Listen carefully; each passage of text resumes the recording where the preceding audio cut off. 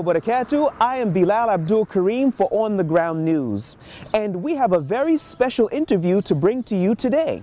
We are going to be interviewing Dr. Abdullah Muhaysini. Now, Dr. Muhaysini comes from Saudi Arabia and comes from a very religious and respected family.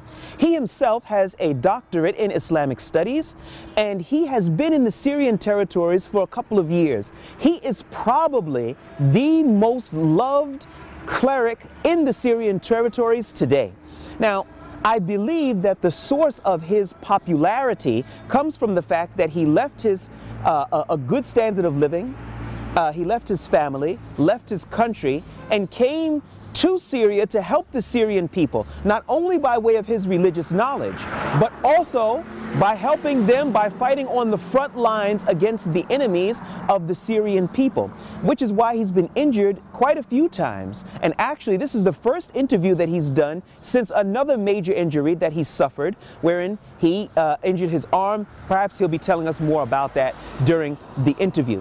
Jazakumullahu khairan, and here it is. And firstly, I would like to say to him, Assalamu alaikum wa rahmatullahi wa barakatuh. Wa alaikum assalam wa rahmatullahi wa barakatuh. حياك الله بلال، حيا الله الإخوة جميعا. بارك الله فيك يا دكتور. حياك الله. يعني علي أن أسأل، لأن ظاهرا شيئا ما حدث، أي حصل؟ الحمد لله رب العالمين، والصلاة والسلام على محمد صلى الله عليه وعلى آله وصحبه أجمعين. اللهم إنا نسألك الهدى والتقى والعفاف والغنى. رب اشرح لي صدري ويسر لي أمري واحلل عقدة من لساني يفقه قولي.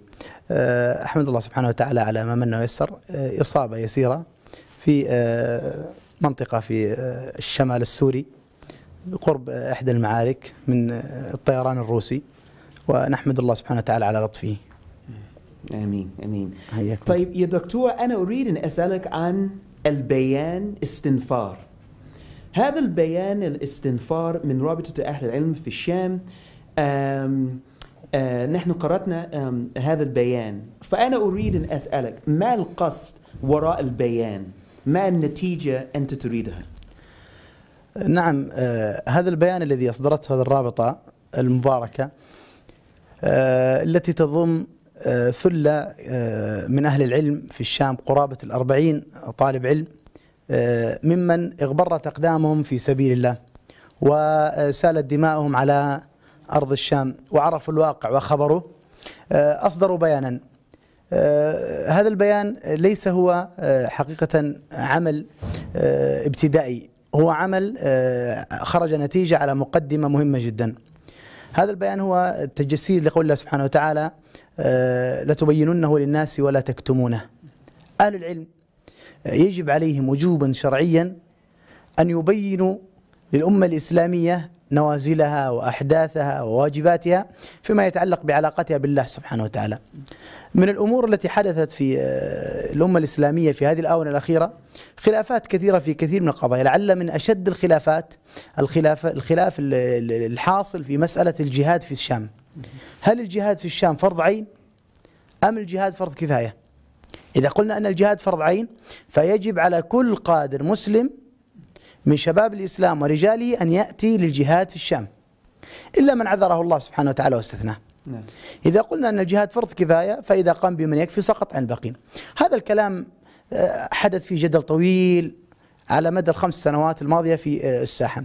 منزع الخلاف ومحل الخلاف في المسألة هو: هل هنالك حاجة للرجال حقيقية أم ليس هنالك حاجة؟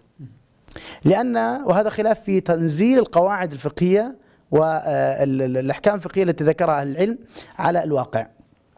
فالعلماء تحدثوا بكلام طويل، وهذا مسرود في بيان الرابطة لا داعي لإعادة ذكره. حشد من أقوال أهل العلم، بدأ من ابن تيمية، القرطبي، إلى غيره من أهل العلم، في مسألة أنه إذا احتاج البلد، إذا غزا الكفار أو العدو بلدا من بلاد المسلمين، وجب على أهل ذلك البلد أن يصدوا هذا العدو حتى لا تحتل بلاد الإسلام. فإذا عجزوا وجب على الأقرب فالأقرب. نحن سنتكلم حول هذه الدائرة، ولن نتكلم عن القول الآخر الذي يقول بفرضية العين في هذا الزمن منذ سقوط الأندلس وغير ذلك. سنتكلم حول هذه المسألة، حول هذه الجزئية وهي محل البحث. هذا الكلام والجدل الطائل مرجعه إلى من؟ الحاجة للرجال هل يقدرها أهل العلم؟ لا، ليس لا يقدرها العلم. الحاجة للرجال يقدرها العسكري في الميدان. العسكري هو الذي يقول أنا أحتاج 1000 مقاتل حتى يقاتلون معي، أحتاج 10,000، أحتاج 20,000، أنا مكتفي ب500. لذلك حدث الخلاف. لذلك أنا كنت أقول للإخوة الذين يفتون بفرضية الكفاية منهم من يتهرب من القول بفرضية العين حتى لا يلزم نفسه، فيقال يفتي بفرضية العين ولا يأتي للجهاد فيقع في حرج فيأخذ فرض الكفاية. ومنهم لفتوى سياسية حتى لا يقع في حرج مع الحكام. نحن لا نتكلم عن هؤلاء سيجدون 1000 ذريعة، لكن نتكلم مع من؟ مع طالب العلم الصادق مع الله سبحانه وتعالى الذي يريد أن يرى الحق ويفتي به، لأن الفتوى توقيع عن رب العالمين سبحانه وتعالى. نتكلم مع هذه الفئة الصادقة. نقول الفيصل في هذه المسألة من هم؟ هم العسكريون. هنا قبل أن تسألني واسمح لي على هذا الاستطراد لأن أريد أن أضع الذين يستمعون في مشارق الأرض ومغاربها، يعني أضعهم في القضية من أصلها. الذين أقول لمن يستمع الفيصل في هذه المسألة العسكريون. في الآونة القديمة قبل أن يتدخل الروس وقبل أن تدخل إيران دولة كاملة يعني بكامل ثقلها، قبل ما يدخل حزب الشيطان بكامل ثقله، كان الخلاف يعني في شيء من المتسع. هنالك عدد المجاهدين، هنالك إلى آخره.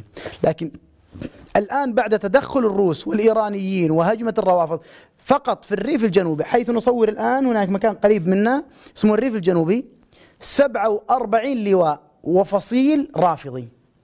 47 بدءا من حركة النجباء إلى حركة الفاطميون إلى الحيدريون إلى العلويون إلى 47. رأيت بعيني هذه قتلى من هذه 47 قتلى من 10 فصائل مختلفة رافضية.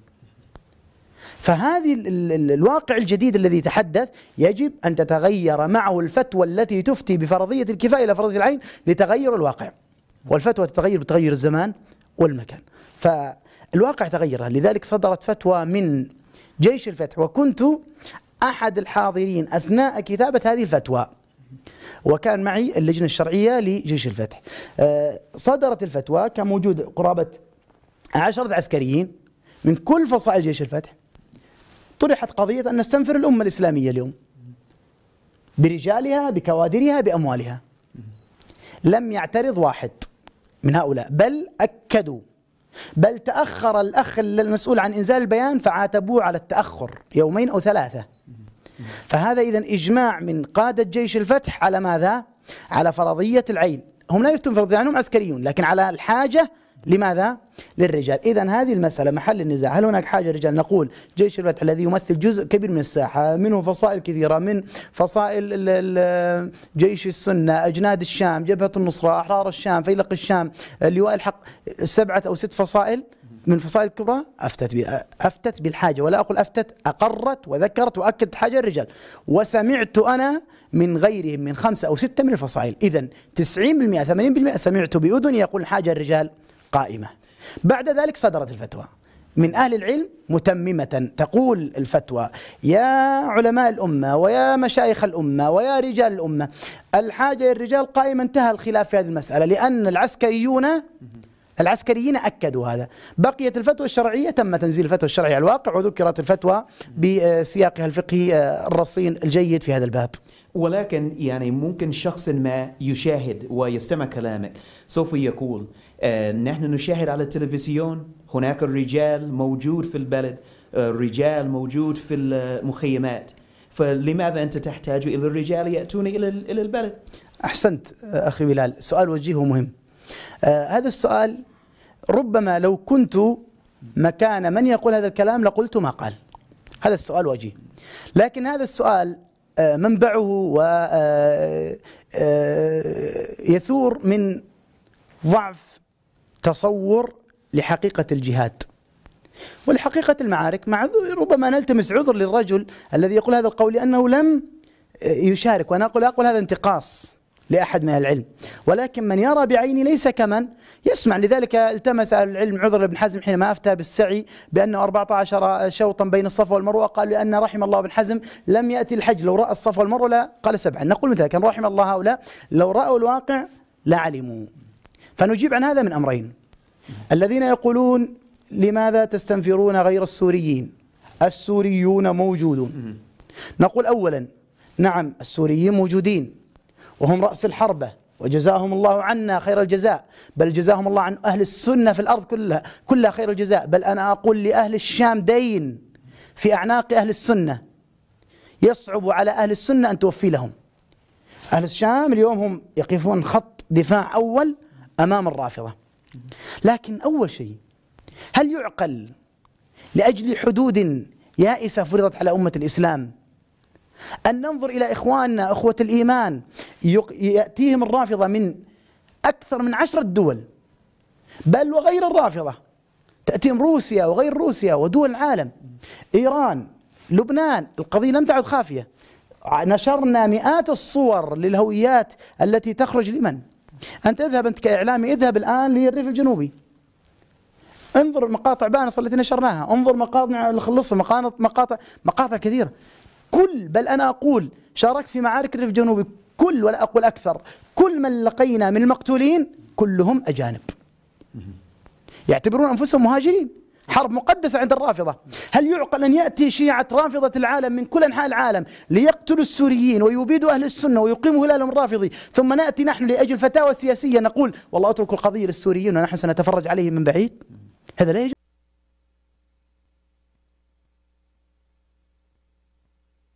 CNN hires top al-Qaeda propagandist for documentary, fails miserably trying to cover it up. Star CNN correspondent Clarissa Ward worked with the al-Qaeda media man to produce a documentary and now they're trying to cover it up. By J. Sermopoulos, July 12, 2017. Bilal Abdul Karim, of On the Ground News, was contracted by CNN to film a documentary called Undercover in Syria.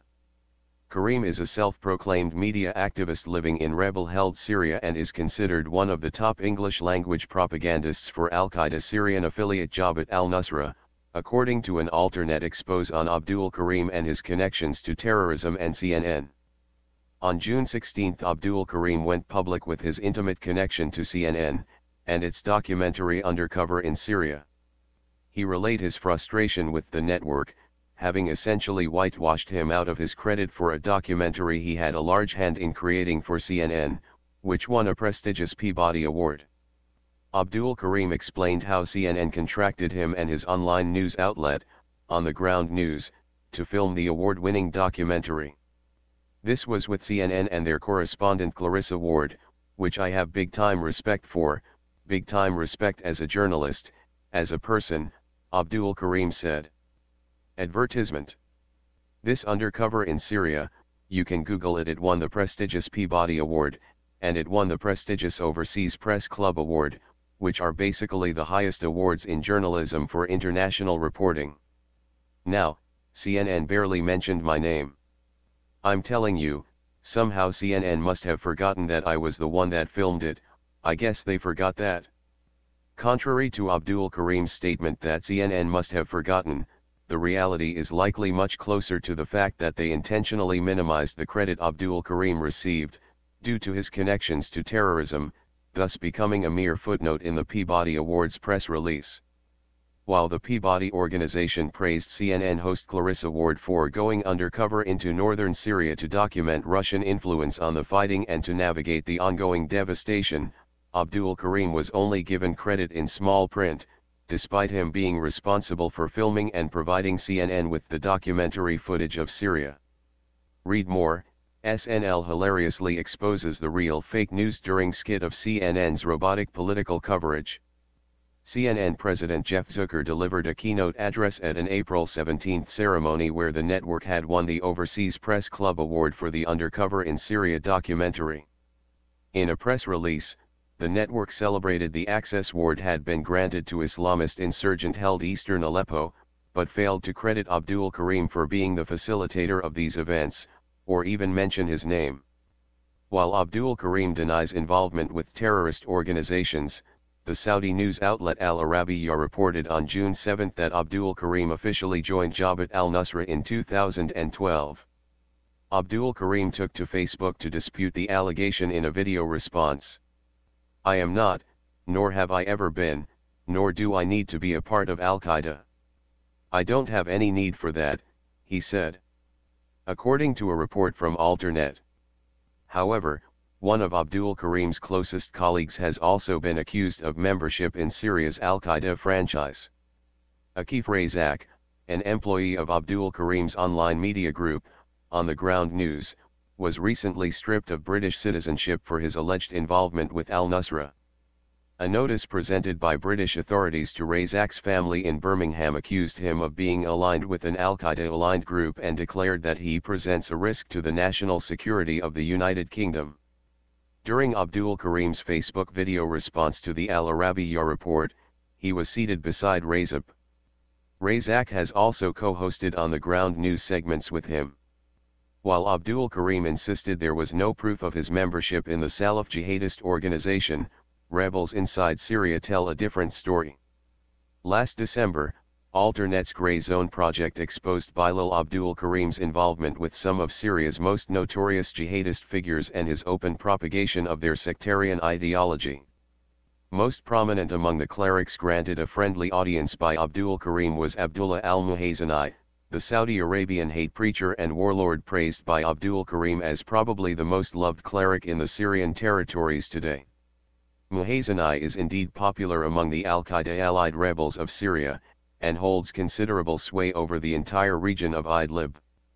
He has appeared in refugee camps to recruit child soldiers, raised millions of dollars for jihadist offensives and granted his blessing to the mass executions of captured Syrian soldiers on the grounds that the captives were kafir, or blasphemers. The cleric's goal, like that of ISIS, has been to establish an exclusively Sunni state purged of Shia, Druze, and Christian citizens of Syria, and run according to a strict interpretation of Islamic law. Others, such as Abdullah Abu Azam, an activist affiliated with the rebel group Kataib Thawar al-Sham, using a pseudonym to protect his identity, due to threat of retaliation from al-Nusra, have come forward to proclaim that Abdul Karim was not only a propagandist for al-Nusra, but well known as a member of the group. Read more, What Happened to the Malaysian Airliner? In an interview with Alternet, done over WhatsApp, Abdullah Abu Azam said that rebel fighters/jihadis refer to Abdul Karim as the American Mujahid. Mujahid is Arabic for jihadist. Abu Azam said that Abdul Karim had even made a series of YouTube videos for the official account of Jaish al-Fatah, the jihadi coalition led by al-Nusra, al-Qaeda's affiliate army in Syria. He intimated that Abdul Karim directly worked with the late public relations director for Jaish al-Fatah, Amr Abu al-Majid, using the alias, Abu Osama. Additionally, Abu Azam claimed that he had knowledge of Abdul Karim collaborating directly with Salaf cleric Abdul Razak al-Mahdi, one of the ideological leaders of the Islamist jihadis in Syria. In fact, al-Mahdi, one of the most popular guests on Abdul Karim's videos, was a co-founder of Syrian al-Qaeda's most recent rebranding as Hayat Tahrir al-Sham. He later defected to the competing Salafist militia Ahrar al-Sham. Alternet attempted to get answers from CNN regarding their hiring of a reputed terrorist by contacting the senior press manager for CNN International, along with CNN's Middle East press officer and public relations coordinator, requesting comment on Abdul Karim's relationship to the network.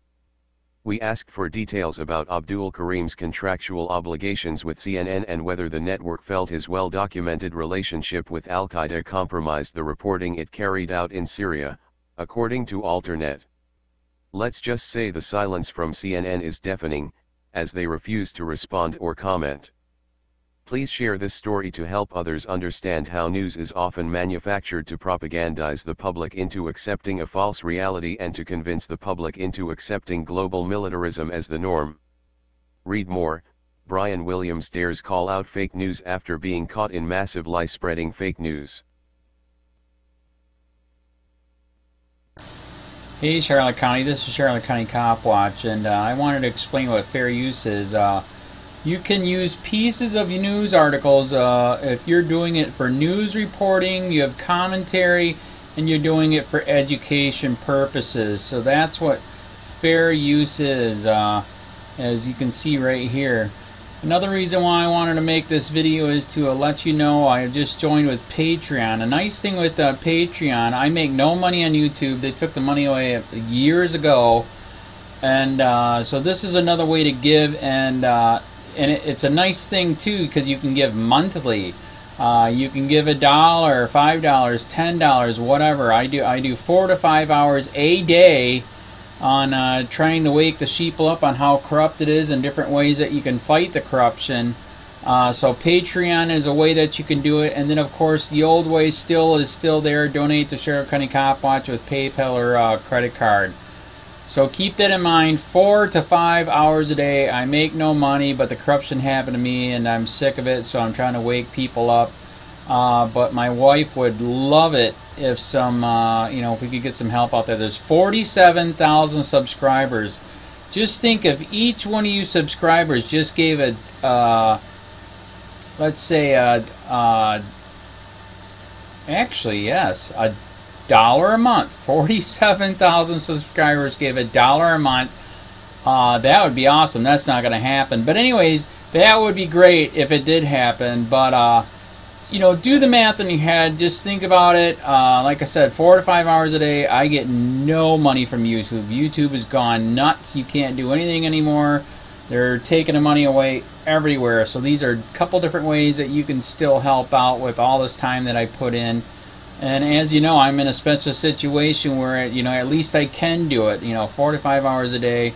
We have a cleaning company during the day. That's what allows me to do this, and we're debt-free. So this is my hobby. I don't go fishing and all that other crap. I try to save the world. So help me out to make the wife happy, man. In fact, if you guys did give $1 a day, and there was 47,000 of you, and you did it, and each of you gave $1, and that was every month, oh my God, yes, I could quit. I could start suing them. Another idea too that we have is, if I got, some funds, we could actually contact everyone that has been ticketed and or arrested and put in jail and start sending them postcards to let them know we're here, and to see if everything went all right, and if it didn't, find out their story. So we could even do more investigations and more lawsuits. Lawsuits take money. So just think about that. 47,000 of you so far right now. $1 a day. $1 a month on Patreon, or $5 a month Patreon, 10, 20, whatever. Just do the math in your head. Help out. This is a lot of work every single day. Thanks.